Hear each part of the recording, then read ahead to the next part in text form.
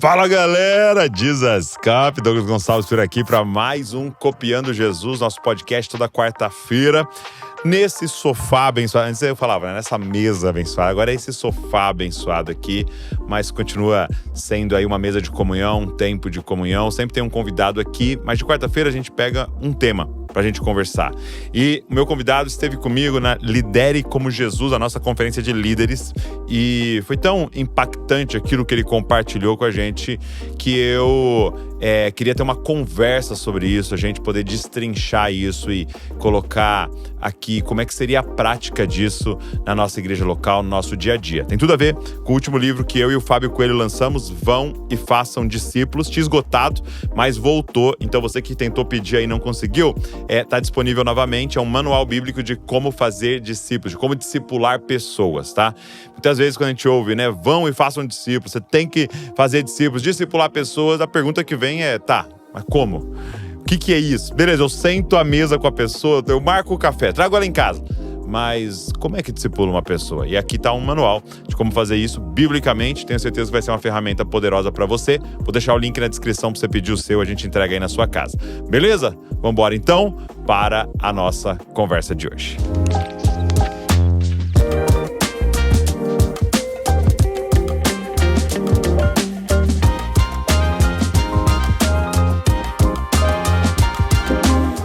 Se você lidera um ministério, uma igreja, tem algum projeto cristão, vale a pena você conhecer a Reveste. A missão dessa marca é clara, é desenvolver produtos com propósito, excelência e dedicação, ajudando a transformar ideias em realidade. Seja assim, camisetas, uniformes, kit de evento, qualquer outro material, a Reveste é especialista em tirar sonhos do papel. Um dos grandes diferenciais é o time de designers que está pronto para criar junto com você, pensando em cada detalhe para que o resultado final represente exatamente aquilo que Deus colocou no seu coração. Tem mais, a Reveste não trabalha com pedido mínimo, o que facilita muito para projetos pequenos quanto para grandes demandas.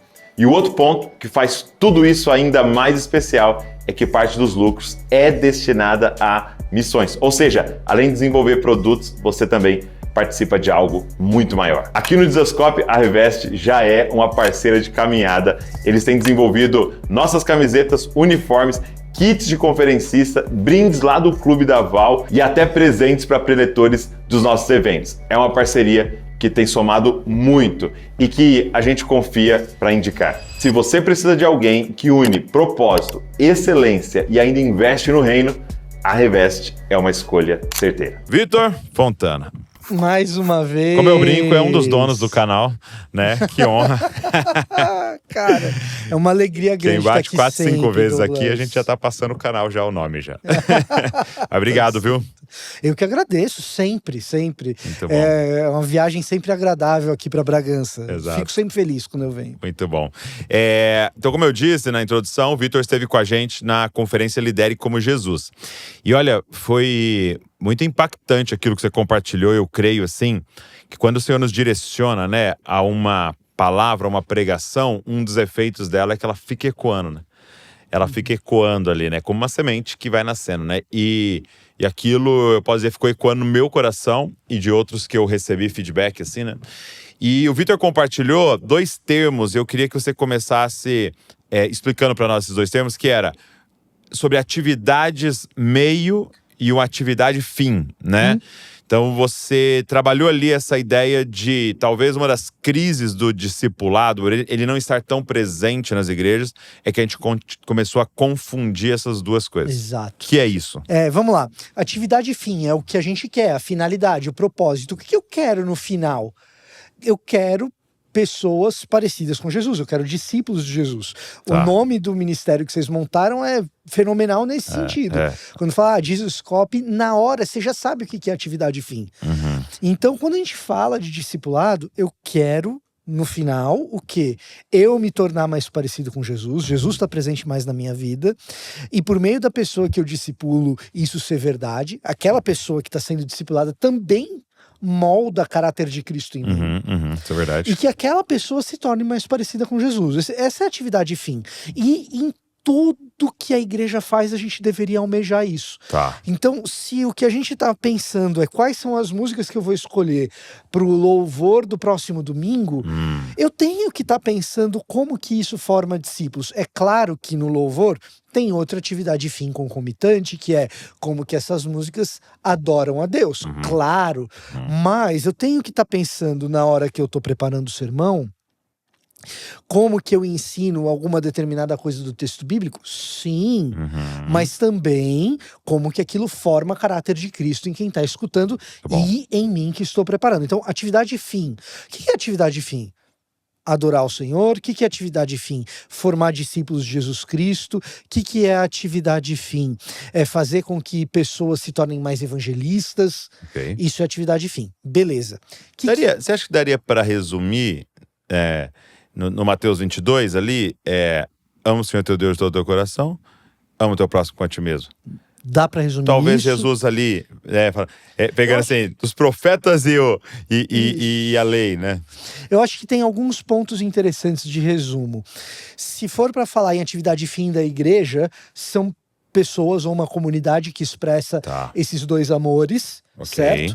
E se a gente estiver falando de discipulado especificamente, que era o nosso tema, como essa pessoa se parece? Eu sempre vou voltar para as bem-aventuranças em Mateus capítulo 5 e vou voltar para o fruto do Espírito em Gálatas capítulo 5, tá?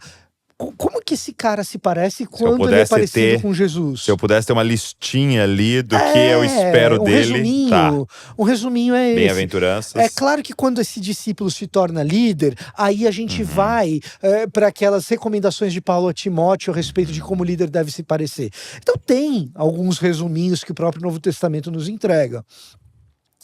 Agora, atividades fim formam gente desse jeito aí. Tá? Vai formar gente parecido com o Bom Samaritano também? Claro, mas tudo isso está em harmonia, está em sintonia com esses resumos. Atividades meio são os meios que a igreja tem, das quais a igreja dispõe. E quando eu falo a igreja, eu estou falando da igreja invisível do nosso Senhor Jesus Cristo. Não estou falando só da comunidade local de fé. Toda a igreja. Quais são os meios dos quais a igreja dispõe para fazer esses discípulos? E aí são inúmeros os meios. Você tem o próprio culto dominical, você tem a célula ou o pequeno grupo, você tem o microfone, você tem a câmera. Tudo isso é meio. O podcast aqui é uma atividade meio. Exatamente. Qual que é o problema da confusão entre atividade meio e atividade fim? É o coração do líder. Porque os meios, eles, na fase que a igreja brasileira está, os meios, eles são muito sedutores. É muito legal poder gravar um podcast.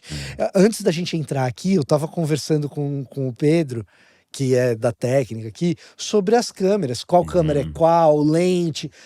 E eu sou fascinado por meio Você gosta de equipamentos?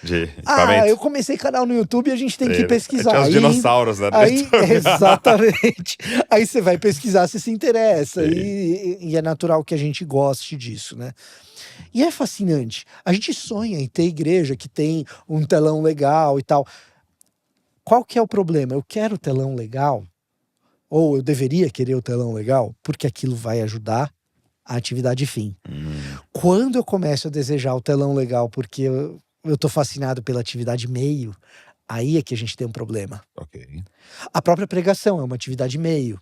Olha só. Né? Ela é um meio para converter, ela é um meio para discipular, ela é um meio que o Espírito usa para edificar a igreja. Se eu me apaixono pelo pregador eloquente e só pelo pregador eloquente, eu estou me apaixonando pela atividade. Eu faço parte dessa igreja por causa do pregador fulano. Cara, o pregador fulano é demais, mas ele é só um meio, né? Ele é só um meio. Então, se eu não tiver o pregador eloquente, mas eu tiver pessoas que são fruto do Espírito, show de bola, não preciso de um pregador eloquente. Entenderam? É interessante que eu tô, enquanto você tá falando aqui, eu tô pensando, né? Será que daria para pensar que a atividade meio são, a maioria, não sei, daria para usar todas, ou falar todas, coisas que, de certa maneira, vão desaparecer pensando em eternidade? Olha, eu não tinha pensado por esse prisma, mas me parece. Porque, por exemplo, evangelismo é um meio para pessoas mais parecidas com Jesus. Isso irá desaparecer, né? Não tinha no Éden, não haverá na Nova Jerusalém. Tem que pensar em assistência social, né? Pode ser uma atividade meio de revelar o amor de Deus, alcançar pessoas, trazer justiça. Desaparecerá, né? E olha, e eu ainda vou dizer mais, no evangelismo e na atividade social, você tem as duas coisas, você tem ali atividade meio e atividade fim. Por quê? Uhum. No evangelismo, você tem proclamação, que é uma coisa que a gente vai continuar fazendo Tá. na Nova Jerusalém. Aham. Ele é o rei. A felicidade da proclamação que Jesus Cristo é o Senhor sobre todas as coisas, ela continua. Eterna. Essa exultação, que o John Piper chamaria isso de exultação, né? Ok. O pessoal gosta de umas palavras complicadas às É vezes. bom. Como é que eles falam? A doutrina da... Né? Mas é isso, é disso que ele está falando. Isso continua. Agora, esse encontro com o descrente, que muitas vezes vai exigir da gente no evangelismo, na evangelização, uma preparação apologética, uma estratégia de evangelismo. Qual é a pergunta que eu... Isso não vai ter, tá? Então, essas coisas, elas são fascinantes. E são mesmo, e são bênção. É isso que eu quero que o cara entenda. Que ter um coral é bênção de Deus. Agora, se eu tô brigando por causa do coral, você tá brigando por causa de uma atividade meio. Se tudo que eu anseio é ter uma igreja com coral, na Nova Jerusalém vai ter coral. Sim. Mas é outra parada. Né? Então... É interessante, porque realmente, e isso pega, né, para algumas questões, né? Por exemplo, eu estava falando esses dias, não lembro porquê, numa live e tal, entrou assim um pouquinho do assunto da política, mas assim, a temática era existem opiniões secundárias que não falam, que não são essenciais para nossa unidade, tal. Eu estava falando de alguma coisa assim. Aí um dos comentários, era ao vivo, né? Então um dos comentários foi assim, a pessoa fez questão de falar assim, mas lembrando que não existe um cristão de esquerda, né? A pessoa quis firmar ali, né? Mas lembrando que não existe. E é isso, né? Eu acho que essa frase ela é muito boa. Lembrando, e a gente pode até construir ela diferente, né? Que não existe igreja, e aí às vezes a gente vai completar com coisas que é meio, né? Sim. Lembrando que não tem igreja. Se você tem varejo de preto, isso não é igreja. Ou se você não faz, isso não é igreja. Se você e várias vezes não são coisas que são essenciais, que são essenciais. Exatamente. E que a gente se apaixonou de tal forma. E aí assim, uma das coisas para mim, Vitor, que eu percebo muito, né, em mim, né, e o pecado, o fruto do pecado em nós, né, uma palavrinha, né, simples, né, competição. Mas por quê? Porque eu vou ficando bom, né? Então eu sou bom em evangelizar. Então é claro que eu quero que o jogo seja de evangelismo. É isso. Porque eu posso falar, vocês evangelizam lá? Vocês saem de sábado? Vocês têm um trabalho com as prostitutas? Não sei o quê? Não! Douglas, o Jesus Cop tem uma marca que é ser talvez um espaço mais relevante nos últimos 10 anos, talvez um pouco mais, onde a gente tem unidade entre a igreja evangélica.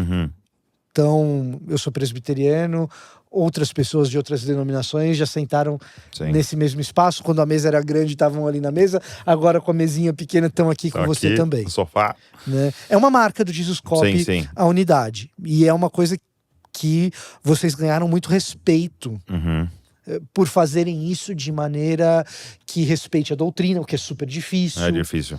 Né? E de uma maneira que também respeite as individualidades de cada pessoa que vem aqui. Beleza. Para mim, um dos maiores obstáculos à unidade é a igreja consumista, que tem a ver com essa coisa de idolatrar o meio, a atividade meio, e colocar no centro do jogo essa coisa que a gente desenvolve como marca nossa ministerial, que a gente faz muito bem. Porque quando você tem um ambiente consumista, necessariamente, igrejas consumistas, e você tem batido nessa tecla ultimamente que eu tenho visto, quando a gente tem comunidades que são consumistas e líderes que lideram para o consumo nas suas igrejas, necessariamente o que você está fazendo é um produto. E se o que eu tenho é um produto e você, Douglas, o que tem é outro produto, isso transforma a gente em concorrente. Concorrente. E não colaborador. Então, a gente você brincou com a questão política e da esquerda, né? Se existe uma questão que a gente tem que estar atento dentro de uma sociedade capitalista, é a gente perceber que o natural nosso, a gente é empurrado a pensar as coisas como produtos. Isso é natural, a gente está numa sociedade capitalista que pensa desse jeito. Tem uma cosmovisão nos envolvendo, né? E concorrência é uma coisa que funciona numa sociedade capitalista. Então, você lembra os carros que a gente tinha, eu não sei, você é mais novo, eu sou mais velho. Tem 38. Os carros que a gente tinha antes da abertura do mercado. Que o Collor veio e falou assim, vocês dirigiam... A gente dirigia carroças aqui no Brasil. E quando abre o mercado e a concorrência vem, automaticamente a qualidade dos carros melhora. Pro mundo capitalista é muito bom, né? Concorrente. Até a palavra para o mercado, ela é boa, porque é correr junto, né? Exato. É tipo, alguém tá me passando, eu quero um produto fazer melhor e tal, isso é bom, né? Até não é um inimigo, né? É um concorrente para a lógica capitalista. A lógica do mercado, exatamente. E faz sentido. E da mesma maneira, digamos que a gente fosse da mesma equipe ministerial, Douglas. Um final de semana você prega, o outro final de semana eu prego. E se a gente enxergasse um ao outro só como concorrentes, a funcionalidade disso até é sensível. Eu vou estudar muito porque semana que vem eu tenho que pregar melhor que o Douglas. Exatamente. E ele foi bem, eu não posso baixar a bola ali. E a qualidade vai aumentando, beleza. É um aspecto da coisa. Mas se a gente não se enxerga como colaborador, a gente tem um problema sério dentro da igreja. Porque a gente é igreja, a gente não é empresa. E sendo igreja, não sendo empresa, a gente tem que perceber que o Douglas tem determinados dons que Deus entregou para abastecer a edificação dos discípulos num determinado aspecto. Eu tenho outros. Então, e a gente então não é nem o mesmo jogo, né? Como é que você compete? Não é nem o mesmo jogo, a gente é interdependente. Não é nem o mesmo... Na verdade, é o mesmo jogo, a gente tá na mesma equipe. Exato. Eu sou médio volante e você é camisa 10 e tá tudo certo. Tudo certo. Né? Então, a gente começa a operar numa maneira em que a igreja vizinha se torna concorrente em vez de colaboradora. E aí, às vezes, eu tenho dificuldade, ou o pastor de uma determinada igreja tem dificuldade, quando a ovelha vem e fala assim, Douglas, olha só, foi muito bom o período que eu tive aqui com vocês, mas eu e minha família, a gente está pensando em ir para a comunidade X. Se a gente pensa que é colaborador, eu falo, cara, a gente vai sentir sua falta, vamos sentir sua falta, mas se faz mais sentido que você esteja lá, a Igreja de Jesus Cristo é uma só. Muito bom. E você vai estar lá e eu vou orar por você. O dia que você quiser estar com a gente aqui de volta, as portas estão abertas. Cara, eu vi um corte, eu não sei quem era, tá? Então nem sei se a pessoa é uma pessoa séria e tal, nem sei quem era. Mas eu vi assim, a pessoa falando essa frase, assim. E era assim, ó. Se mede a saúde de uma igreja não como ela recebe novos membros, mas como ela trata quem sai. Aí eu falei, cara, imagina, porque assim, você tem o ministério das boas-vindas. E se a gente criasse o ministério do adeus? Que é no sentido, que é isso, né, cara? De tipo assim, é falado pros outros, ó, ninguém fala mais com ela, viu? Porque agora não é mais a visão e tal, não sei o quê. Aí você fala, cara, então você pode receber muito bem, mas se você não sabe, vamos dizer, ser deixado, né? É claro, você pode perguntar, gente, aconteceu alguma coisa, algo que a gente quer melhorar, né? Às vezes você não é recuperar aquela pessoa, mas às vezes algo foi errado aqui, a gente pode melhorar, né?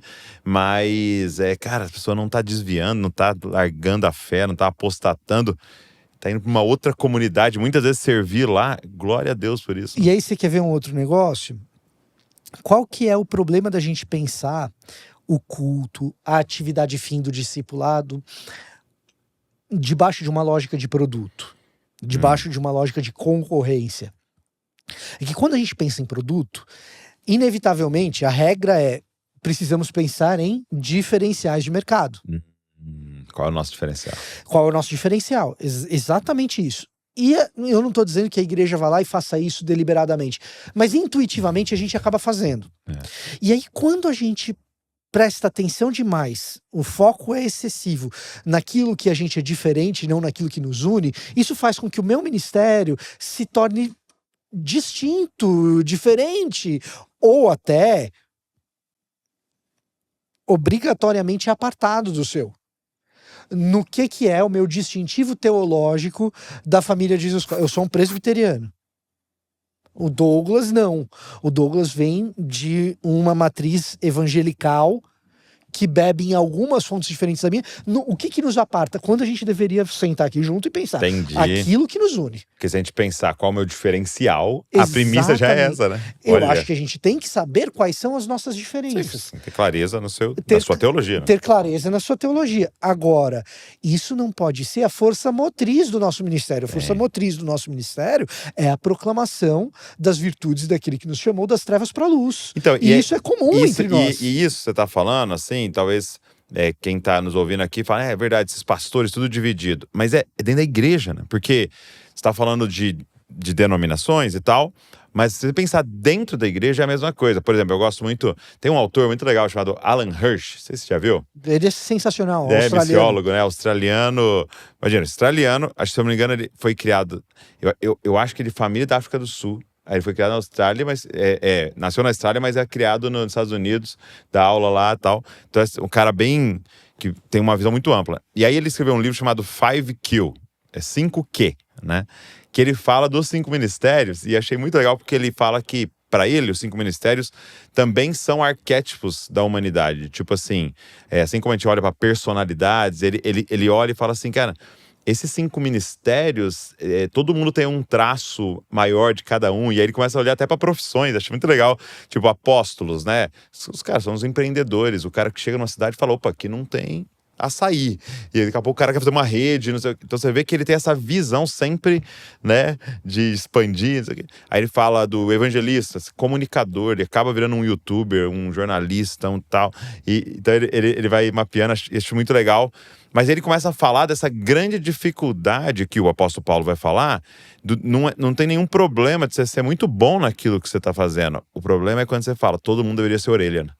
Todo mundo deveria ser olfato. Todo mundo. Você não é pé, então não importa, porque isso aqui é o que é o importante. E aí ele começa a trabalhar isso. Então, como é um desafio dentro da igreja isso? Porque tem gente falando assim, não, oração. O que importa é oração, gente. Um crente que não ora não é um crente. Aí o outro. Isso aí, oração. Que adianta ficar orando se você não sabe Bíblia, você ora tudo errado. O que importa é a Bíblia. Aí o outro, não, gente, só Bíblia. O que importa é o pobre. Você tá lendo Bíblia aí, enquanto a pessoa lá fora tá passando. E aí, nós estamos ali brigando, porque Deus espalhou seus dons, né? Eu acho que existe isso. E eu acho que existe uma outra coisa que, às vezes, dentro da mesma atividade, você tem um espírito de competição que não é saudável. Entendi. E isso atrapalha demais a vida da igreja. Eu mencionei, se nós dois fôssemos pregadores da mesma igreja, cada um no final de semana, os dois estudando muito. Se eu chego pra você e falo assim, Douglas, domingo eu tô pensando em pregar tal coisa, deixa eu te passar meu esboço, ver o que você acha. Uhum. É completamente diferente de... Caramba, cara, o Douglas pregou muito ontem. Uhum. É melhor eu me esforçar muito porque eu tenho que ser melhor que ele. Sim. Você percebe como a disposição de coração muda muito. E no fim do dia, todo esse papo nasce quando eu começo a falar de atividades meio, atividades fim, quando eu começo a me perguntar sobre o seguinte, né? Orando e trabalhando em cima de teologia e de ensino e tal, eu começo a perguntar, cara, eu tenho muitas referências bem diversas no campo teológico, evangelical e tal. Por que eu gosto desses caras? O que existe nesses caras que faz com que eu tenha prazer em ler o que eles escrevem, em escutar o que eles falam? No Timothy Keller, no Eugene Peterson e no Alan Hirsch, que são tão diferentes entre si. Tá? Ou no Agite Fernando. O que une essas pessoas? E eu comecei a perceber que o que unia esses caras era o coração. O coração do líder é um coração que está na atividade fim. Ok. É o coração que está em fazer com que o nome de Deus seja exaltado, seja proclamado o evangelho, seja proclamado, em que o discípulo de Jesus Cristo se torne mais parecido com Jesus. E aí, nisso, eu consigo enxergar uma liderança pentecostal extraordinária no Helena Cabral e uma liderança reformada extraordinária no Hernandes Dias Lopes. Sim. Que o Interessante. coração está ali. Você percebe que aonde está sendo mirado, né? Exatamente. No Jonas escrevendo sobre inteligência humilhada. Isso. Né? E um cara pentecostal, você percebe que eles estão mirando no mesmo alvo ali, né? Exatamente. Apesar de olharem de forma diferente, né? E isso faz com que os ambientes da igreja sejam mais harmônicos.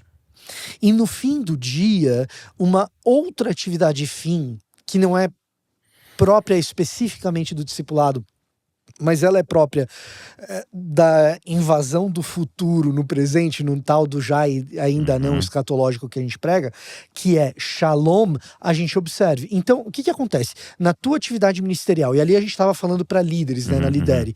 Então, eu estou pensando em atividade ministerial, né? Na tua atividade ministerial, você está pregando para que a pessoa viva shalom, viva a harmonia de Deus, e na tua equipe não tem? Isso é muito bom. Como que é isso? Eu falo pros caras, o desafio do evangelho, assim, ou do que, vamos chamar assim, que o evangelho às vezes fica uma palavra ampla, da missão que Deus nos deu, né? O desafio é que ele tem um o que final que ele quer, mas ele quer que aquele o que seja alcançado com um como. E esse então, como tem que ser coerente, isso, né? Porque né? às vezes a gente tá trabalhando a máxima que os fins justificam os meios. E aí eu saio machucando pessoas para alcançar pessoas. Eu saio ferindo equipe para evangelizar. Aí você fala, peraí. Aqui se você quer gente, aqui também é gente. Né? Perfeitamente. Então assim, pensando no ministério que fez o seu pai ficar famoso, que é casais. Então, eu quero shalom dentro daquela vida conjugal. Boa. Beleza. Aí, o que acontece? Eu tô lá trabalhando no shalom, na minha igreja, na vida conjugal, tô usando as coisas que eu aprendi com Josué. Cara, fantástico, ótimo. Beleza. Belo referencial, belo fim. É um fim que reflete a atividade fim do texto bíblico, show de bola. Casais parecidos com Jesus. Só que aí na hora de eu exercer isso daqui, que é bom, para atingir um fim que é bom, eu aqui na minha equipe, e eu sou uma pessoa, aí eu tô falando da minha vida pessoal, eu sou uma pessoa de reuniões muitas vezes difíceis. Eu sou mais duro do que deveria muitas vezes. Eu falo coisas que depois que eu falei, eu tô tentando buscar as palavras lá na frente para trazer de volta pra boca. Não volta. Principalmente em reunião de liderança e tal. Assim, quando eu tô falando de falando de teologia e tal, isso acontece bem menos. Mas numa reunião que eu tenho menos previsibilidade do que vai acontecer, você não fez o esboço. Exatamente. Eu tenho esse problema. Poxa vida, cara, a gente tá tentando fazer shalom na vida daqueles casais. E agora, no meu ambiente de liderança, nas reuniões, o que eu tô provocando é desordem, o que eu tô provocando é caos, o que eu tô provocando é um ambiente ruim. Não tá coerente. Interessante, porque você tá me fazendo lembrar do texto, né? Quando trazeres ao altar a sua oferta, se lá lembrares que seu irmão tem algo contra ti, deixa. Né? Cara, você vai fazer o negócio, você vai adorar o Senhor. Ali você lembrar que seu irmão tem algo contra ti, deixa, vá primeiro reconciliar-se com seu irmão, depois volta. É a mesma lógica da ceia. É a mesma lógica da ceia em 1 Coríntios 11.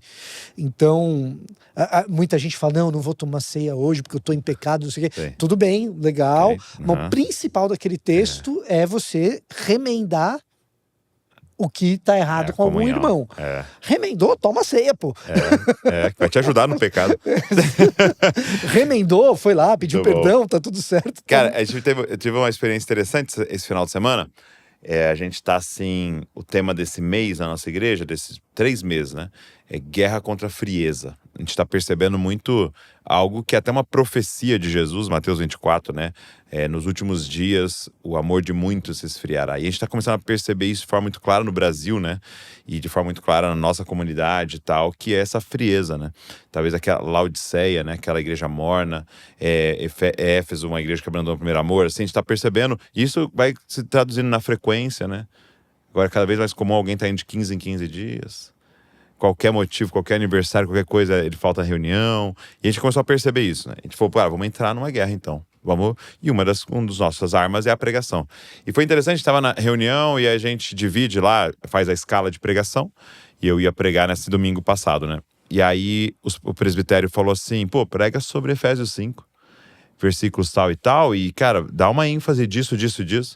E foi interessante, assim, você falar assim, alguém escolheu pra você, deu o texto pra você, falou o que você tinha que falar. E aí eu passei o período, então, estudando o texto pra pregar o que alguém discerniu no Senhor que era. Então, foi muito poderoso, cara, o que aconteceu. Eu proclamando aquele texto que outro percebeu que deveria ser pregado e até a direção dele e tal. Então, tem algo, e aqui eu quero até ser místico, ó, tem algo muito forte do Senhor quando a competição cai e a gente começa a trabalhar ali como um time. Falando, ó, tem uma atividade fim que a gente está buscando, Sim. são pessoas amando mais a Jesus, parecendo com ela.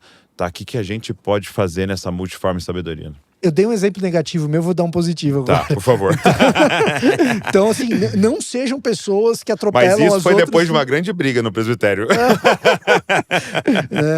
Mas lá na comunidade da Vila, isso é a maneira como a gente chegou, né? Não precisa ser feito dessa forma. A gente faz assim e é a maneira como comunitariamente a gente enxerga a proclamação da Escritura. Então, lá na comunidade da Vila, como que a gente faz? Nós trabalhamos também séries a partir daquilo que a gente enxerga como necessidade do corpo de Cristo. Às vezes, essas séries, elas são séries temáticas, às vezes são exposições de livros bíblicos completos e tal. Como que isso funciona? O Marcos, que é o pastor titular, ele fala, olha, tô pensando em abordar isso ou aquilo, traz para a equipe. A gente discute, fecha uma das coisas que ele elaborou. Ah, tem X domingos, isso vem para mim. E aí eu sou a pessoa que vai dizer, olha, domingo tal vai ser esse texto, domingo tal vai ser aquele, domingo tal vai ser aquele, e aí a gente monta a agenda de pregações. Montamos a agenda de pregações, a gente já sabe quais são as perícopes que vão ser... Perícopes, putz, agora falando texto complicado. Perícope é o trecho bíblico, qual tá, trecho gente? bíblico Desculpa. ali, é qual parágrafo? O recorte do texto bíblico que vai ser pregado, né? Pô, já sabemos, então no começo do semestre a gente sabe, beleza, reúne a equipe e discute aquele trecho, fica gravado no podcast. Muito bom. Discutiu aquele trecho, fica gravado, o pregador daquele domingo vai pegar aquela gravação, vai juntar com os comentários bíblicos, com o preparo dele, com o estudo dele, e vai fazer um esboço. Ele fez o esboço, ele manda para a equipe ministerial. É mesmo? Que legal. Exatamente. E geralmente, na maior parte dos casos, nos cultos de manhã o Marcos prega, nos cultos à noite eu prego. Então, aquele esboço. Aquele esboço. Então, o Marcos muitas vezes faz o esboço e prega de manhã, eu prego no esboço dele. Uau. Então, é um trabalho a muitas mãos ali. Muito legal. E assim, para quem não prega todo domingo, talvez isso não seja tão claro. Para quem prega, ele já tá sentindo a minha dor. Que é você pregar no esboço de outra pessoa. É difícil. Sei. Mas é uma atividade incrível do ponto de vista da formação de harmonia dentro da equipe. Do sujeitai-vos uns aos outros. De quem que é essa mensagem? É da comunidade, não é minha, não é do Marcos. Quando alguém elogia a minha pregação no final do culto, é uma parada assim, beleza, mas não é você tá elogiando a forma final da parada. E isso é tão poderoso, porque assim, há uma resposta às vezes meio simplistas, né? Que, por exemplo, eu poderia falar assim, quem é o pastor da comunidade da Vila? Ou quem é o pastor da família de Zascope? E a melhor resposta seria Jesus. Só que poderia ser quase que um esquivar de responsabilidade. Não, Jesus que é o pastor, fala com ele. Não, mas é real isso. Mas como é que isso na prática se dá? Se for uma liderança plural, né? Por quê? Porque essa mensagem que você está falando, mexida, ela é Cristo. E como é que é Cristo? É porque é o corpo, né? essas multiplicidade de dons se envolvendo ali, tal, para produzir algo, né? Tentar ouvir o Senhor juntos ali, o que é aquilo, né? Sabe uma coisa que quando eu conto esse processo, às vezes assim, em reuniões de liderança para outras pessoas, a reação imediata é assim, cara, mas isso deve dar muito trabalho. E realmente dá. Requer organização, né? Requer organização, requer dedicação. E o que eu posso falar para você é o seguinte, Douglas. O fato de dar trabalho molda a gente comunitariamente de uma maneira extraordinária. É o dar trabalho que é legal. E aí acontece isso que você disse. Isso é muito bom. Uma vez eu vi que lá na comunidade da Vila, o Marcos... E algumas vezes eu vi vocês pregando juntos, não tem? Então, aí tem um outro detalhe. Quando o Marcos... É uma outra situação, não? Não, é a mesma. Então assim, quando o Marcos ou eu ou outra pessoa, a gente termina o esboço, no esboço tem 2 perguntas ou mais dentro do esboço. Tá? Então eu preparo 2 perguntas, que são as perguntas que eu vou fazer para quem estiver sentado do meu lado, porque a gente prega comunitariamente. Então, quando eu vou pregar, eu sento na cadeira do meio e tem 2 poltronas, uma do meu lado direito, uma do meu lado esquerdo. Do meu lado direito, geralmente, tem uma pessoa que faz parte da equipe ministerial, e do meu lado esquerdo, que é o que a gente chama de terceira cadeira, tem um leigo que faz parte da liderança leiga da igreja e que a gente confia. Tá. Essas pessoas recebem o esboço na quinta-feira com essas 2 perguntas, que são geralmente uma ilustração, uma pergunta que dirige para uma ilustração de um ponto que a gente está fazendo, ou uma aplicação daquele ponto. Bem prático, né? Então eu tô pregando sobre alguma coisa, tem alguma lição ali, e eu pergunto pro sujeito, cara, como que você vive isso na sua vida? Como que é isso no seu ambiente de trabalho? Muito bom. Então a gente também prega comunitariamente. Eu achei muito louco. Por que eu puxei esse assunto, né? Porque os cortes da internet tá sempre lá, né? E o Marcos Botelho é o que mais aparece ali, né? Sempre ali, falando e fazendo, né? E sentado. Aí eu lembro que, não sei se foi o Marcos respondendo, né? Que alguém viu ele de pé e falou assim, nossa, eu achei que você era cadeirante. Cara, não, e não é uma pessoa só que achou isso. E não é uma pessoa só que achou isso, cara. Porque sempre vê ele sentado, né? Sempre sentado, prega sentado. Por que ele prega sentado? Ele não deve conseguir ficar em pé. Muito bom, muito bom. A gente fez uma vez uma série que era Coexistir, né? E aí era a premissa disso. O Senhor não nos fez para viver, o Senhor nos fez para conviver. E a gente desafiou, mas aí era uma pregação em dupla mesmo. Então a gente separou para cada domingo uma dupla. E aí, para os caras terem que preparar juntos e pregarem juntos, entregar a mensagem juntos. É muito poderoso, é muito legal. Agora, voltando ao que a gente estava compartilhando,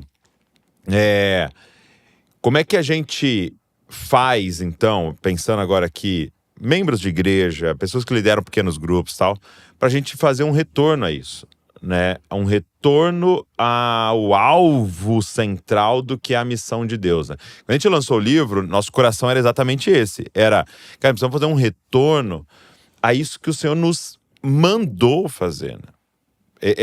Eu acho que uma coisa que a gente não pode esquecer é que vão e façam discípulos é um imperativo de Jesus para nós discípulos, né? Vão e façam discípulos. E a verdade é que dá para gastar a vida inteira fazendo coisas na igreja e eu tenho a impressão de nunca ter feito um discípulo ou discipulado alguém, né? Então, Douglas, assim, quando a gente olha para essa frase que você acabou de dizer, vão e façam discípulos, ou ide e fazer, para quem é mais mais quem raiz. Mais raiz, Ide, gosta das ide. Versões mais antigas do texto bíblico, né? Tem gente que só conhece pelo ide, o imperativo. Tem ide, um versículo, vão? Vão e façam discípulos, né? Isso está lá em Mateus 28. Então a gente não pode esquecer que isso é uma conclusão de uma grande obra. Então a gente tem que ler o Evangelho de Mateus para entender como que chega nesse pedaço. Mateus 20, e a última coisa que aparece no último capítulo, que é o capítulo 28. Exato. Tá? Virou a página, é Marcos já. E aí, esse trecho começa no versículo 16, geralmente a gente lê o 19 e o 20. né? Então, no 19 e 20, que são os temas dos nossos congressos missionários, quando a gente era criancinha que participava, mês de missões da igreja, tal, aí tava lá, né? Portanto, toda autoridade me foi dada no céu e na terra, portanto vão, ou portanto ide, fazei discípulos, batizando em nome do Pai, do Filho e do Espírito Santo, e ensinando-os a obedecer tudo aquilo quanto eu vos ordenei, e eu estarei convosco por todo sempre, que é a versão tradicional, né?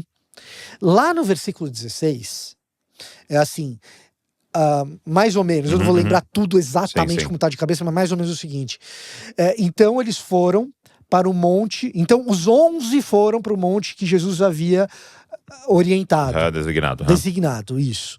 Os 11, que tá no final, Judas já não tá na jogada. Um a menos. Quando o viram, prostraram-se diante dele ou o adoraram. O verbo no grego é proskinel, serve para as duas coisas, adorar ou se prostrar diante de alguém, né? Quando viram, o adoraram. Alguns, porém, duvidaram. Meu Deus, né? O que mais precisa, né? Pô, os caras já viram todos os milagres, já viram Jesus ganhar todos os debates, já viram Jesus ser crucificado, já viram Jesus ressurreto, conversaram com ele ressurreto, ele falou, vão ali me encontrar. Quando eles encontram e veem Jesus ressurreto, Jesus vivinho da Silva na frente deles, cara. Eu tô na dúvida ainda. Alguns duvidaram. Mateus é bonzinho, não diz quem. Quem adorou, quem duvidou. Dessa vez a gente não sabe. Da outra vez a gente sabe que foi Tomé. Dessa vez a gente não... Será que foi Tomé outra vez? Né? Então, dessa vez a gente não sabe. É nesse contexto que Jesus diz o que diz. Ele fala assim, aproximando-se deles, Jesus disse, toda autoridade me foi dada no céu e na terra. Em outras palavras, vocês sabem com quem vocês estão falando? É uma carteirada de Jesus aí. Total. Né? E aí você imagina que vai vir a bronca. No lugar da bronca, né? Exatamente. No lugar da bronca, o que Jesus entrega é um presente. Vocês que estão em crise de fé, eu já ensinei tudo que tinha para ensinar, vocês estão em crise de fé ainda. Daqui a pouco tem Pentecostes, vocês sabem disso? Vocês que estão em crise de fé, deixa eu dar um presente para vocês no meio da crise de fé de vocês. Então, assim, a primeira coisa do trabalho do discipulado, de acordo com esse texto, é a gente se reconhecer que a gente é passível de crise. É a gente saber que a gente nunca tá pronto. Esses caras tiveram 3 anos de discipulado com o próprio Jesus. Porque é uma das grandes desculpas, né? Imagina, eu fazer discípulo, sou tão falho, eu erro, eu não sei o que e tal, eu não li a Bíblia 10 vezes.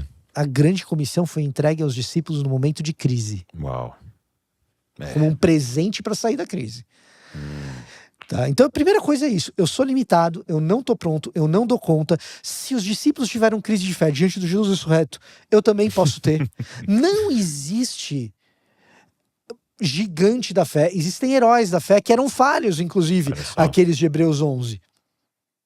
E a Bíblia faz questão de não esconder nada, né? Faz questão de não esconder nada. Então, eu não tô pronto ainda, os discípulos também não estavam. E a grande comissão vem como remédio para minha situação de limitação. Então eu me reconheço limitado. Esse é o primeiro ponto. Aí tem portanto, vão e façam discípulos. E aí tem um negócio maravilhoso que é o seguinte: como eu faço discípulos? Batizando em nome do Pai, do Filho e do Espírito Santo e ensinando a obedecer tudo aquilo quanto eu vos ordenei.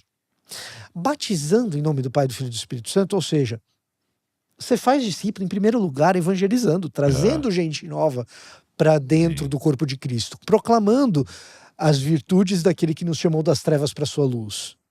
Então a primeira coisa é a evangelização, a proclamação do evangelho já é parte do discipulado. É interessante isso, né? Que não tem uma divisão, né? Tanto que não tem um versículo de vão e evangelizem, né? Exatamente. Vão e façam discípulos, né? E Exatamente. a primeira parte desse grande processo. Então, vão e façam discípulos.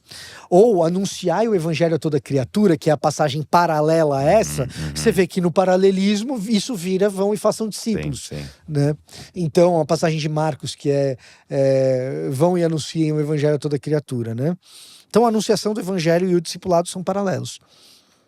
Então, esse é o primeiro ponto. Essa anunciação do evangelho, na medida em que as pessoas vêm, ela é um antídoto contra a crise de fé monumental. Por quê? Porque você começa a ter testemunho de fé. Então, se você estava em crise de fé, você começa a ver gente sendo transformada. Isso daí é um Ok. negócio incrível. Então, na medida em que você vai, esse presente de Jesus Cristo conserta as suas limitações. Hum. E já faz parte do discipulado. E por isso, quando a gente discipula, a pessoa que está sendo discipulada molda o caráter de Cristo em nós. Ah, isso é muito bom. Não é só uma. Porque senão, Douglas, sabe o que acontece? Parece só um discurso bonitinho. Qual que é o discurso bonitinho? Não, quando eu tô discipulando, você também me ajuda a ser melhor. E vira só um discurso. Porque é bonito eu falar isso, porque parece bonito. humilde. É humilde. Se eu não preencho isso com conteúdo, como que isso forma caráter de Cristo em mim? Ora, forma caráter de Cristo em mim, eu sabendo que eu sou limitado e que precisamente nessa atividade eu sou encontrado nas minhas limitações. E eu percebo que eu não dou conta. Eu dou conta de que eu não dou conta. Eu percebo que, cara, por mim, o cara foi transformado. Eu não transformo ninguém, quem transforma é o Espírito Santo de Deus. Sim. O cara me trouxe um problema que eu vou fazer o quê com aquilo? Exatamente. A não ser buscar o Senhor e pedir que ele intervenha de alguma forma. Precisamente. Então, quando a gente está discipulando, a gente tem caráter de Cristo sendo moldado em nós. Uma vez eu tava com o Paulo Borges numa ligação no Zoom, eu e o outro presbítero, e era o Thiago, e aí o Paulo, uma hora, eu perguntei sobre o discipulado lá na igreja deles e tal, e aí ele falou assim, ô Douglas, e o Thiago tava com a filhinha bem pequenininha, a Sara, tava com uns 2 anos, ele perguntou assim, ele tava no Zoom assim, né, e a Sara aparecia às vezes, saía e tal, o Paulo perguntou, Douglas, quem que discipula quem ali? O Thiago discipula a Sara ou a Sara discipula o Thiago? Aí eu falei, olha, o Thiago discipula a Sara, né? Ele é pai da Sara, tá discipulando ela, né? Aí ele falou assim, é mesmo, mas quem que liderou ele pra estar sentado nesse sofá aí? E não na mesa tal, né? Quem que liderou ele, a televisão tá ligada num desenho? Entendeu? Quem que em alguns momentos pega ele pra mão e leva a lugares que ele não escolheria ir, né? E ele falou assim, cara, discipulado é mútuo. É isso. É mútuo.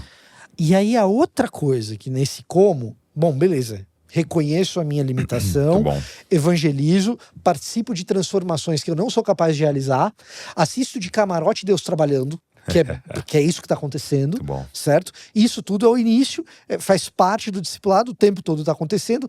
Uma das minhas grandes inspirações é o Timothy Keller, precisamente por causa disso, porque em toda a pregação dele tem o evangelho da cruz anunciado, porque toda a pregação dele é parte de discipulado, que é atividade fim. Beleza, ok. Muito bom. E ensinando-os a obedecer tudo aquilo quanto eu vos ordenei. Aí você fala assim, bom, se fosse só ensinar o que ele ordenou, tava tudo bem. Pega uma lousa, giz, e é o meu ambiente, inclusive, é o meu habitat de conforto. Né? O meu ambiente de conforto, meu habitat natural. Mas não é isso que ele diz, ele fala ensinando a obedecer. E aí esse ensino da obediência pressupõe que eu estou obedecendo também. Demonstrando. Demonstrando. Então, como que a gente obedece Jesus nos aspectos práticos da vida? Isso inclui a leitura dos evangelhos, para que eu saiba o que Jesus faz. O que ele ordenou? O que ele ordenou, como que ele fazia as coisas, e na vida prática a gente ir orientando como Jesus desempenha essas tarefas. Isso inclui isso. Inclui, por consequência, uma coisa específica do Evangelho de Mateus que dialoga muito com o capítulo 28, que é o capítulo 25. Também é uma passagem famosa. É Jesus dizendo para os discípulos assim, e vocês vão me perguntar, Senhor, quando foi que vocês... que a gente viu o Senhor com sede e te demos de beber? Quando foi que a gente viu com fome e te demos de comer? Sem roupa e te vestimos. E eu os direi, toda vez que vocês fizeram isso para um dos meus pequeninos, foi para mim que vocês fizeram. Então, Jesus resolve uma crise de fé dizendo para os discípulos, eu estou a um copo d'água de distância, a um prato de comida de distância, a um teto de quem está desabrigado de distância, porque essa pessoa que recebe o copo d'água recebeu uma bênção da parte do Senhor. Você recebeu um encontro com Jesus. Essa pessoa que precisava de um prato de comida e recebeu uma bênção da parte do Senhor. Você encontrou comigo. Então Jesus está a um prato de comida de distância, está a um abraço de distância, está a um ombro dando consolo para quem está chorando de distância. Esse encontro de alteridade, esse encontro com o outro, é um encontro com Jesus. E ele conclui, e eu estarei convosco. E eu estarei convosco. Termina prometendo a presença, né? Então, o que acontece? Na medida em que a gente obedece e ensina a obedecer, a presença de Jesus está ali. Ela se faz ali, Muito bom. tá? Então, qual que é a grande coisa? Qual que é a grande jogada? A grande jogada é o seguinte: em que pese teologia ser uma coisa importante, ensino ser uma coisa importante, ensino formal, Uhum. ensino cognitivo ser uma coisa importante, o verdadeiro aprendizado, o discipulado, ele parte do cognitivo, mas ele realmente acontece na prática da obediência. Então você chega numa igreja e pergunta assim: igreja, graça é um favor? E aí a igreja inteira responde: imerecido. Você fala: aprenderam muito bem. Peraí, aprenderam muito bem depende. Se essa igreja Tá bom. sabe isso na ponta da língua, mas é uma igreja legalista, Não perdoa ninguém? não perdoa ninguém, cadê a igreja que aprendeu, que sabe muito bem o que é graça? É. Sabe cognitivamente. Hum. Mas só vai aprender a graça, de fato, quando for efetivamente graciosa. Só vai acreditar de verdade que foi perdoada quando aprender a perdoar, Muito bom, muito bom. né? O John Mark Comer, naquele Praticando o Caminho, ele fala uma ilustração pra mim que foi genial, assim. Ele falava assim, que discipulado parece mais com aprender jiu-jitsu do que com física quântica. Né? Porque é isso, né? A física quântica, você vai sentar, tem uma lousa, você entende o conceito, mas de certa maneira, você não tá vendo assim, eu aplicando aqui física quântica. Agora, o jiu-jitsu, você pode até ler algumas coisas, ver uma explicação, mas a realidade que você quer aprender, você vai ter que rolar, né? Você vai ter que ir pro chão com alguém que sabe e fazer, né? E Jesus falar pros caras, me sigam-me, né? Não é matriculem-se, né? É um sigam-me. Douglas, ninguém discipula com caixinha de Instagram. Eu acho que é meio que essa a lógica da coisa. E é uma atividade secundária que pode apoiar, dar uma resposta legal, ajudar. Pode mas... salvar a vida de alguém. Pode. Mas o não é discipulado. discipulado. Não é discipulado.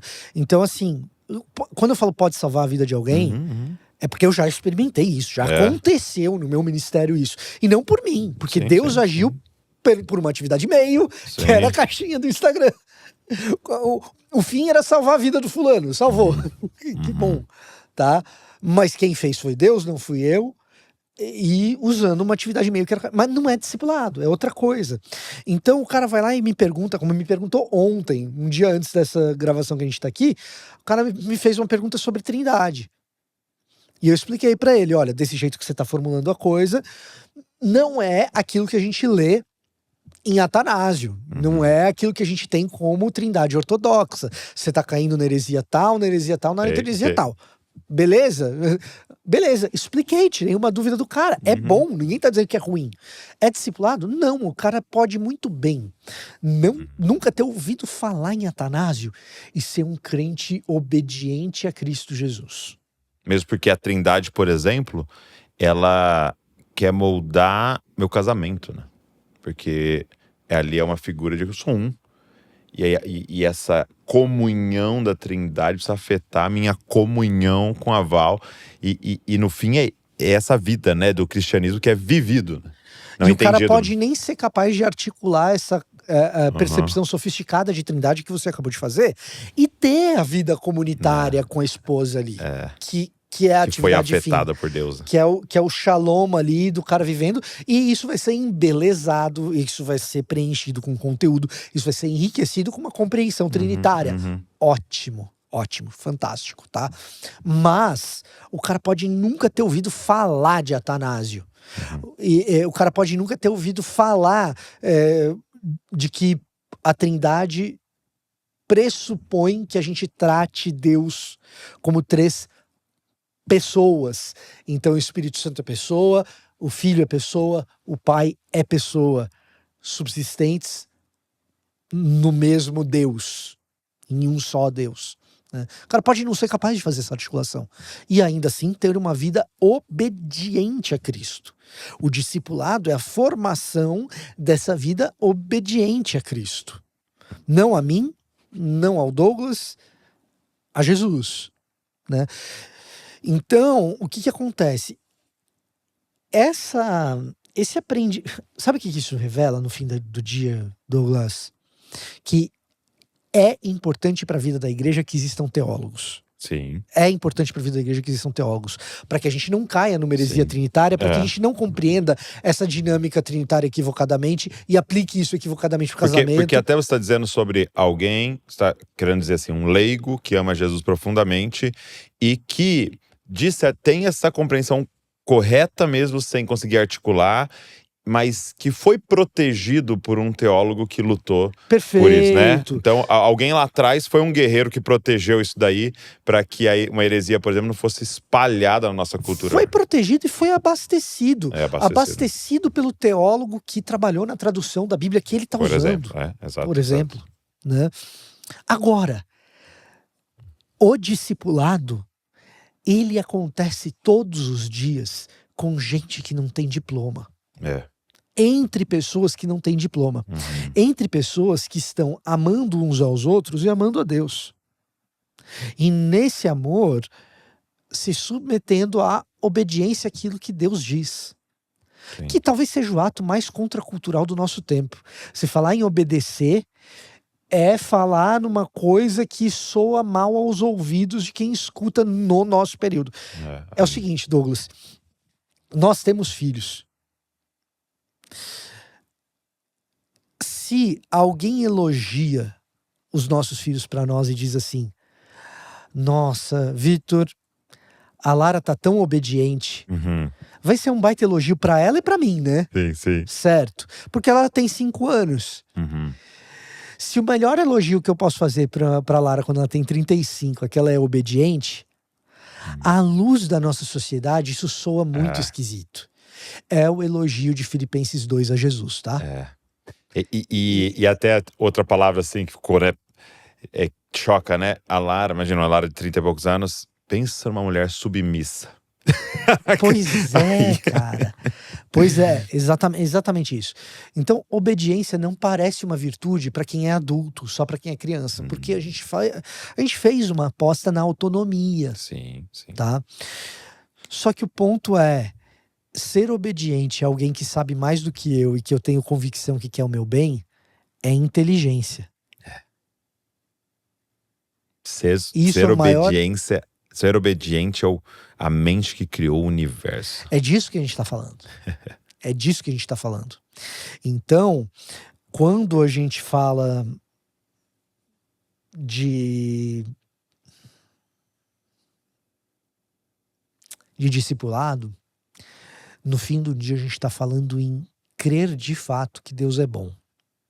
Que Ele quer o meu bem. Então, no fundo, é modelar a fé. É colocar... E por isso, Jesus está resolvendo crise de fé na grande comissão com o discipulado. Porque no fundo, interessante. é colocar a fé na prova de fogo. Você realmente acredita que Deus quer o seu bem? Obedece. Você sabe que uma figura que me vem quando você estava falando desse resolver a crise de fé é muitas vezes no exercício pastoral, quando você está cuidando de alguém que tem um problema de paternidade, né? E somente um jovem, né? E aí ele tá com problema de paternidade, com certas crises com seu pai, com sua mãe, com sua origem e tal. E você vem discipulando, ensinando, e o Deus é pai, e olha esse texto, olha o filho pródigo, igual não sei o que e tal. E a cura da paternidade, a gente ora, né? E perdoa o pai que errou e tal, não sei o que. Mas o concluir desse discipulado, geralmente, na minha observação pastoral, é quando ele tem filho.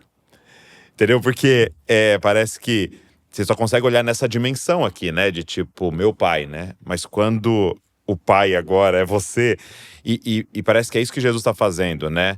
O concluir da maturidade desses discípulos só virão quando eles forem agora, de certa maneira, responsáveis, né? Eu era o responsável cuidando de vocês e vocês foram entendendo até ali, né? Tem um limite. Porque eu vejo que tem um limite de maturidade, parece que a gente bate no teto ali, a não ser que a gente se envolva em ser responsável por outro, né? E aí ele fala, então, agora vão e assumam essa responsabilidade de ajudar outros a me seguir, né?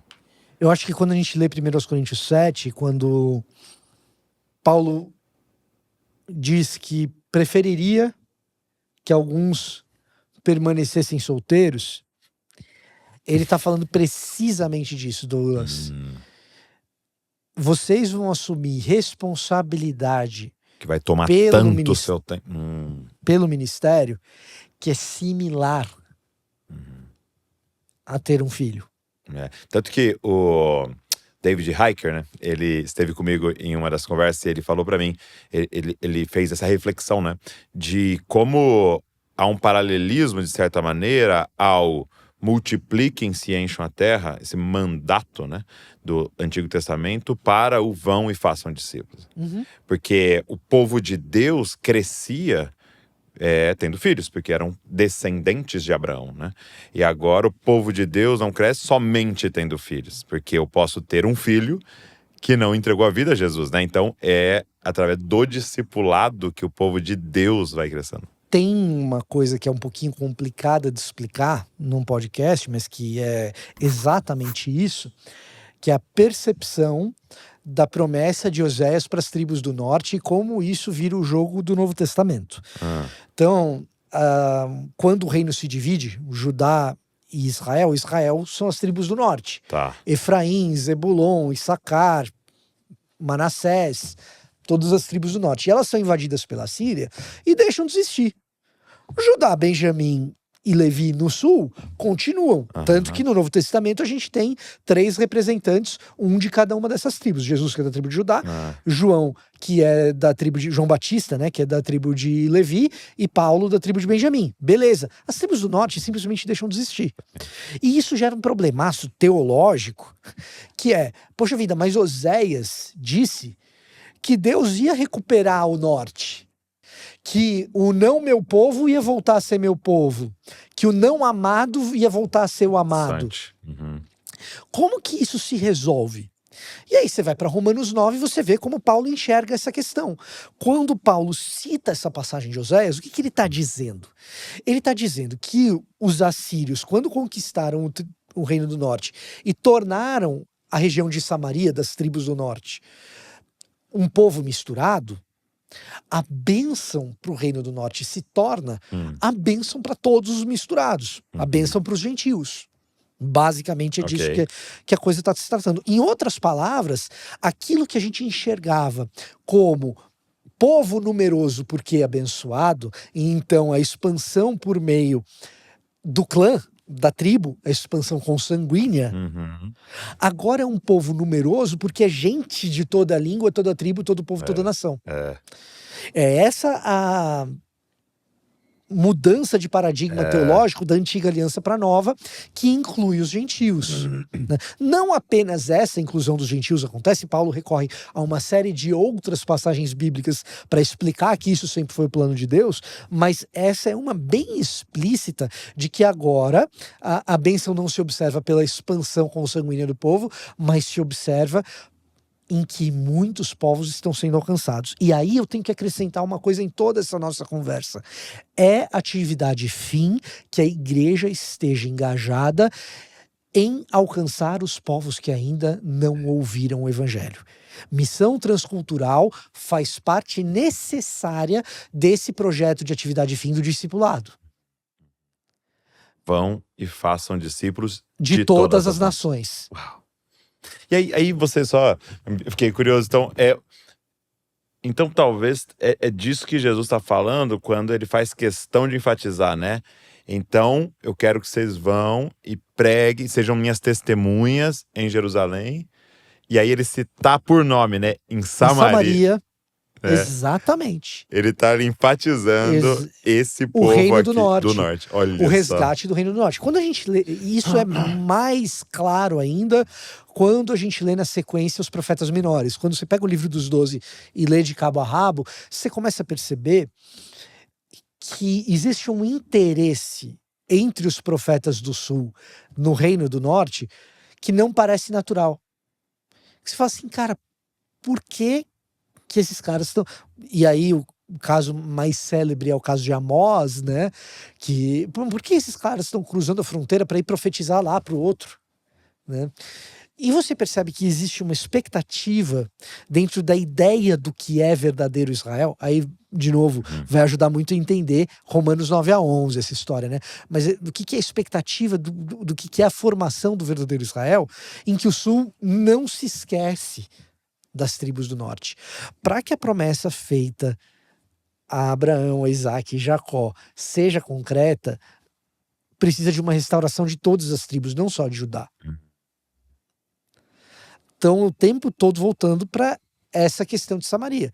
Só que quando Samaria se torna não apenas Samaria, mas Samaria junto com outros povos, Paulo volta na promessa feita a Abraão de que todas as famílias da terra seriam abençoadas. Entendi. Ao fazer esse retorno, poxa vida, é Jerusalém, é Samaria, é confins da terra.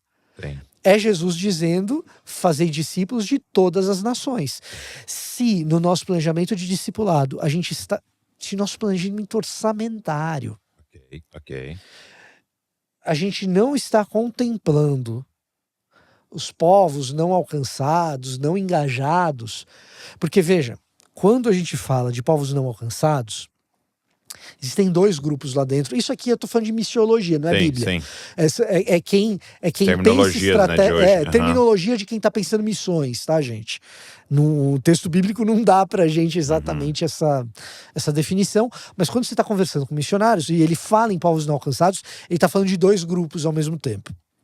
Você tem aquele para quem o evangelho já foi pregado, mas a população cristã é tão pequena que ainda requer que missionários estrangeiros sejam enviados ali para que haja disseminação do evangelho. É o caso do Japão, por No exemplo. caso do Japão, por exemplo.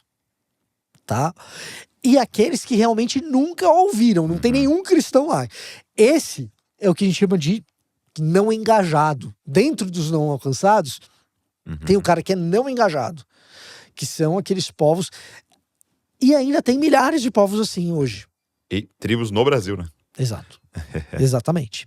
Então, no nosso plano de discipulado, nem todo mundo vai para esses povos, mas a gente precisa apoiar os missionários que vão. E é doido assim, né? Porque a gente tem um clube de leitura, eu e a Val, e a gente tá lendo agora o Inteligência Mulher do Jonas, mas o último que a gente leu, a gente desafiou a galera ali a ler um livro que não é nem cristão, que era o do Viktor Frankl, Em Busca de Sentido, né? E só pra montar a base pra galera ali de tipo assim, cara, é inerente do ser humano a necessidade de um sentido, de um propósito. E é claro que a solução que o Frankl vai trazer não é bíblica e não contempla o que realmente estava a contemplar, que faça uma busca dentro de você e ache um sentido e gaste sua vida assim, né? Aí você termina vendo que seria um placebo ali, né? Mas quando você vai para a Bíblia, cara, é extraordinário, porque basicamente Jesus está nos convidando. Jesus está no topo daquela montanha com aqueles 11 homens, e isso ressoa para eu e você hoje aqui. Vem participar da aventura mais extraordinária do universo e da história. Talvez seja o nosso fascínio por heróis, né? Por os filmes de heróis e as histórias de heróis. Por quê? Porque é um cara vindo salvar o mundo. É isso, é essa história que ele está dizendo. Eu estou convocando você para participar da redenção do cosmos. E às vezes parece até simples demais, né? E que o ponto principal de tudo isso é: vão e façam discípulos de todas as nações. Chamem pessoas para sair da rebelião que Satanás iniciou lá em Gênesis 3 e convidar elas para se submeter de novo, né? Tem uma coisa libertadora nisso, porque a proposta do Frankl, ela te convida a ser protagonista da sua própria história. Isso. Esse é o Então, ponto. quando você fala no fascínio por heróis, é você virar o herói. E isso é um fardo gigantesco.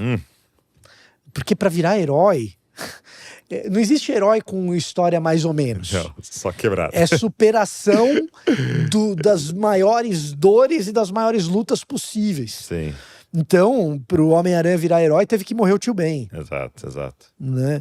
E a gente vai considerando o cara mais herói na medida em que as lutas são mais intransponíveis. É verdade. O fardo que é tentar virar herói é o fardo da síndrome do protagonista. De que em toda história eu vou ser o personagem principal e eu vou superar tudo aquilo por meio do meu esforço. No fim do dia, o que você não tem um herói, é um narcisista. É. Então esse é um grande problema. Na outra ponta, você tem um convite a observar o protagonista agindo. E participar da história desse protagonista. É outra parada. E quando você olha para quem é esse protagonista e o que ele fez, é absolutamente constrangedor. Tem aquela frase que eu não sei de quem é, mas que é genial, que é: todo menino quer ser um rei, todo rei quer ser Deus. Somente Deus quis ser menino. Exato, exato. Né? Depois vocês me digam aí quem foi que falou esse negócio, que eu sempre esqueço. Né? Chico Xavier. Mas a história é que o cara que tá convidando a gente pra assistir de camarote, o protagonista sendo o herói, é um cara que não tem síndrome do protagonista. Ele veio como menino, na manjedoura. Então, gente, assim, aí a teologia ajuda.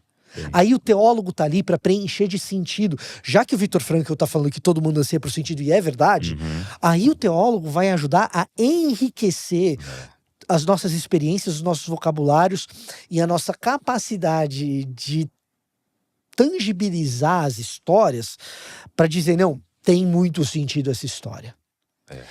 Quando a gente compreende corretamente o que é união hipostática, ou seja, o fato de Jesus ser essencialmente divino e essencialmente humano ao mesmo tempo, a gente encontra uma doutrina que faz a gente enxergar e imaginar a grandiosidade de quem Deus é, ao se permitir, sendo rei do universo, aprender a pegar peito. Ser limpado por um adolescente. Exatamente, exatamente. É disso que a gente está falando. Então, quem já teve, de novo, a questão de ter filhos, né? Quem já teve filho sabe a dificuldade que é nos primeiros dias ensinar a criança a mamar. Imagina o rei do universo se submeter a ter que aprender a mamar. Que aprender a falar com quem ele criou. Aprender a falar com quem ele criou. A língua que ele criou. Tem um poeta que chama Malcolm Guite. Infelizmente ele não é muito traduzido para o português, mas é um cara assim de uma habilidade extraordinária, e uma das coisas que ele fala é: como eu posso falar se eu não fui primeiro falado? Então esse que chama, isso é o que ele fala, né? Agora sou eu, né? Esse que chama a existência as coisas que nunca existiram, que tem na sua fala o poder de fazer coisas a partir do nada, se submete a aprender a falar. Isso é maravilhoso. Gente, e aí explodir a cabeça, né? Esse cara que é o protagonista. Esse cara que é o protagonista. É o cara que abre mão de tudo que ele tinha na glória. Se quisermos um poeta brasileiro, a gente tem o Estênio Márcios falando: fica mestre, descansa um pouco, estás cansado, estás sedento e rouco. Fica mestre, a casa é tua, já fechei porta e janela pra rua. E aí ele conta a respeito de Jesus, já cansado de ter feito tantos milagres, começar a dormir, e o Estênio imagina: que sonho é esse que ele está sonhando? Será que ele sonha como homem ou sonha como Deus? Sonha com a glória que tinha com o Pai na luz? Ou sonha com a cruz? Esse é o protagonista. Então, o evangelho, ele nos liberta dessa síndrome que o Viktor Frankl enxerga bem, que a gente está em busca de sentido, mas a resposta que ele oferece é uma resposta que nos coloca o fardo do tamanho do universo. Jesus, sem ser o protagonista, escolhe carregar o fardo do tamanho do universo. Muito bom. Eu vi um cara falando isso, né? Que todo herói e aí os heróis da história, né? Os reis que viveram, né? Parece que todos foram tomados por uma síndrome de Messias, né? E aí ele falou assim: o único realmente grande que não foi tomado por uma síndrome de Messias era o Messias. Frequentemente, quando você tem uma exceção à regra, esse cara tá imitando Jesus. Exato, exato. Então, quando você tem um Desmond Tutu, em que pese a minha teologia não ser a mesma dele, no que diz respeito à ação missionária dele, o que ele fez foi imitar Jesus. É isso. Quando a gente pega o Dr. Martin Luther King, o que ele estava fazendo era imitar Jesus. Então, quando você vê a exceção dessa... o grande homem da história, que é a exceção dessa regra, o que ele está fazendo é imitar Jesus. Meu amigo, obrigado. Sou sempre muito abençoado por esse papo. Vou é revelar que a gente grava, né, e posta no YouTube, mas a motivação é mais egoísta mesmo, é mais de trocar ideia e ter um tempo. Mas obrigado mesmo, viu? Deus continue te abençoando. Eu sempre deixo os contatos aqui do Vitor, das redes sociais, tudo que eles têm produzido para você conhecer. E falando hoje sobre o Vão e Façam Discípulos também, pede uma cópia aí, tenho certeza que vai te abençoar muito, vai ser uma ferramenta poderosa na sua comunidade, colocar em prática tudo isso que a gente conversou. Vou deixar na descrição aqui do vídeo. Deus abençoe você e não se esqueça, você é uma cópia de Jesus. Valeu! Tô aqui para agradecer você que tá sempre aqui com a gente no podcast Jesus Copy. Eu espero que você tenha sido abençoado pelo nosso canal e eu queria te fazer um pedido. Será que você poderia se inscrever aqui no canal? A gente pega às vezes as estatísticas, a gente sempre vê que tem um grupo muito grande de pessoas que assiste, mas não é inscrito.